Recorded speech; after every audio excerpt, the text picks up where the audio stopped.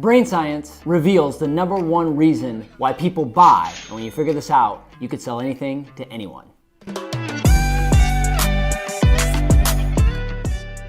I'm Dr. Dan, I'm a neurostrategist, I'm passionate about the brain, inspired by God, and always fired up to bring you the best content as it relates to neuroscience communication and creating more success in your life. I want to bring some clarity to help you think and build your dreams into reality. If you like this content, hit the like button. So this is a big one. The number one reason why people buy anything has been revealed by the research. And I think you're gonna find on one side, it's more simple than you think. On the other side, we're dealing with the brain. So it's a little bit more complex than just what it looks like on the surface. So let me break this down before I go any further. Neuropsychologist Antonio Damasio said that we are not thinking machines that feel, but rather we're feeling machines that think. He knew, and the research is clear, that we are emotional first.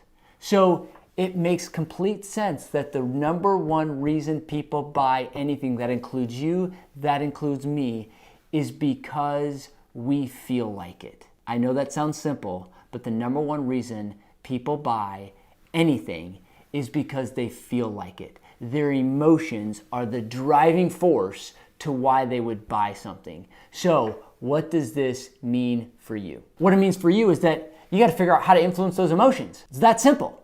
If you want to influence, if you want to sell, and by the way, anything you've ever bought in your life, good, bad, and different, has been because you've been sold it. Whether it's been sold by a big brand or a commercial or a one-on-one salesperson. The bottom line is selling is good. The word means it's actually to give. So you need to change our language from selling is a bad thing to selling is a good thing, because you do it for somebody, not to somebody. So anything you're looking to sell, it's for them, not to them. It's not your benefit, it's their benefit. The person buying gets the benefit. And so the objective then is, if you're gonna sell more, which is, again, I geek out of this stuff, because when you understand a little bit about the brain, everything changes. And so selling becomes an ability to understand how to influence somebody's emotions. So there's a shortcut to this, and that's when I talk about how to influence someone's mirror neurons. Now, this sounds complex, it's not. I want to break it down. What changes their emotions or their feelings is their beliefs. And this is so critical, and you got to hear me out on this. Beliefs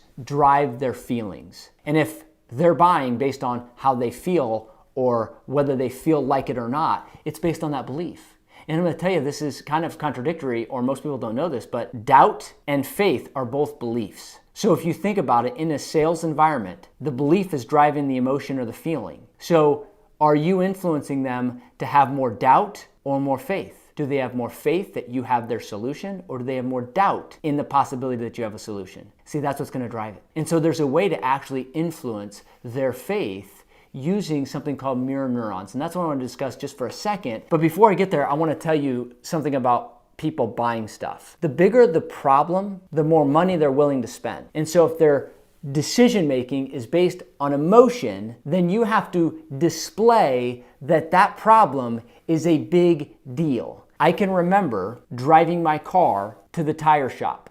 I had a buddy of mine that says, you know what, you should actually, those tires don't look very good. And I was like, all right, if you think so. He's kind of a car guy, I'm not. So I end up going to the tire shop, and the guy comes out and looks at my tires. And he goes and looks at all four and looks around each one, and then he comes back to the one side, on the driver's side in the rear. And he looked at me and he said, do you have wife and kids? And I said, yes. He said, do they ever drive in this car? I'm like, sometimes. And he said, I gotta tell you, if I was you, I would not allow my wife and or kids to be in the car going down an interstate, because you're one rock away from that tire popping because of how thin those are. And that is the only thing he needed to say to change my belief in my desire to get new tires. Because I was truly thinking, yeah, maybe I could put this off, I'll see what they got, see how much it's gonna cost, do I need all four, maybe just two?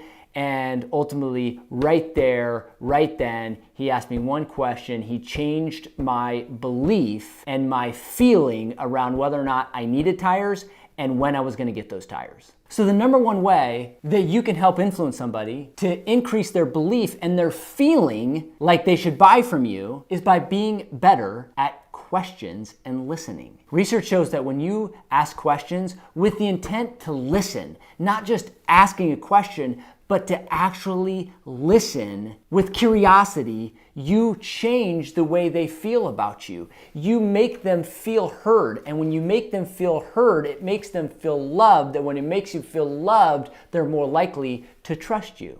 And when they trust you, they've changed a belief around you, which makes them feel like buying from you. The second thing you're going to do to help increase their faith in you and your solution is the power of story. I will not stop banging this drum. If you've heard me talk once, you've heard me say it many times. The power of story is the greatest technology known to man to get somebody to have trust and to believe you. And so if the objective to get them to buy something is to make them feel a certain way, the greatest way to make them feel that way is wrapped around story. The first story you must own is your own story. It creates the motive in their brain that says, this isn't about me getting something from you, it's about me giving something to you. My motive is your interest, not self-interest. And in a day and age when trust is at an all-time low and you're dealing with the most cautious, informed, skeptical buyer with more information and choices at their fingertips, you have to be able to build trust. And a story, your story, helps them do that. Understanding where you came from, the test in your life, why you're here doing what you're doing now, and your authentic passion for helping them. Nothing displays that like a story. See, some people will say we're wired for story. The human brain is wired for story. That's not fully true. We're wired for social interaction. A story is the best display of that. So the greatest single piece of technology you can invest in is to be able to unpack, reverse engineer, and articulate your story better than ever. I'm telling you right now, you want to change a belief, you have to use the power of story. And the third thing is mirror neurons. What are those? Mirror neurons are literal nerves in our brain that will emulate that which it sees, hears, and thinks. The best way to describe the power of mirror neurons is when you see somebody yawn, or even when you hear me say the word yawn, you're going to want to have a tendency to yawn. Right? This will drive you crazy. You know, you're in a classroom or some sort of public setting and you see somebody yawn and you can't help it. You yawn. Or let me ask you this. Put yourself in this situation. You actually take a lemon right now and you're just thinking about it. You're not doing this, but just think about it, right? Think. You have a lemon in your hand and you took a knife. You grab a knife out of the drawer, you have a lemon, and you cut the lemon in half. And then you take both those halves and you turn outside and you cut it again, so you have 4 pieces of lemon. It's one lemon cut in 4. And you take one of that fourth, a slice, that 1/4 of the lemon slice, and you put it in your mouth, the entire thing in your mouth with just the peel showing on the outside. And you take a bite with your mouth into that lemon right now. Go bite into that lemon. As I describe the bite of that lemon, your saliva glands will actually kick into action. You think about squeezing that lemon with your teeth and the juice that comes out of that lemon, and you start to actually salivate because these mirror neurons in your brain will emulate that which it sees, hears, and thinks about. Now, these same mirror neurons come into play every time you communicate. When you're passionate about something and you have something new or novel, something that you want them to know about, they can't help but hear it with the same neurons that you're expressing it with, right? This always drove me to want to know this more. Like, I could listen to somebody and really not even understand what they were saying, but I'm like, I want to be around that person. I want more of what they have because they're so passionate. It makes me want to be around them. It makes me want to learn. It makes me want to invest in whatever they have, or at least take the next step, because you can't be that passionate without having a level of conviction and a strong, bold willingness to want change and to see change and to want people to be different and to improve. And it's like, that's that authentic conviction, authentic passion. Like, if I were to tell you one thing to make better influence, to get people's emotion and feeling to change, is to be passionate about what you do. Authentically communicate with passion, and you will hit your neurons, will hit their neurons. Carmen Gallo was a great storyteller. He said this. He said, telling a story, the same parts of the brain that light up when you tell the story is the same parts of the listener's brain that light up when they hear the story. It's these mirror neuron effect. I'm telling you, when you put this into play, it's almost like magic, but it's not magic, because you understand that people buy because they feel like buying.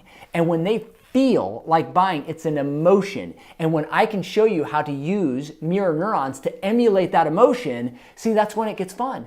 But it has to be authentic, it has to be genuine, and it has to be about them, not about you. So a key tip there, the key way to influence somebody's mirror neurons is to have that authentic passion and desire that they get what you have. When you do this right, you will be communicating directly to their brain that, listen, I get you, you can trust me, and I got what you need. And you do that without coercing them or without forcing them or sounding salesy. And this is the beauty to changing their feeling and making them feel like they want to buy. And so it's not magic, but it kind of feels like magic. The key ingredient is to be authentic and realize that the reason why they buy is because they feel like buying. So number one, you're going to ask better questions and more importantly, listen. Number two, you're going to tell your story over and over and over again. And number three, you're going to utilize the powerful effects of mirror neurons. So there it is. Get anyone to buy anything because you become the solution. When you set yourself up in a position to get them to believe,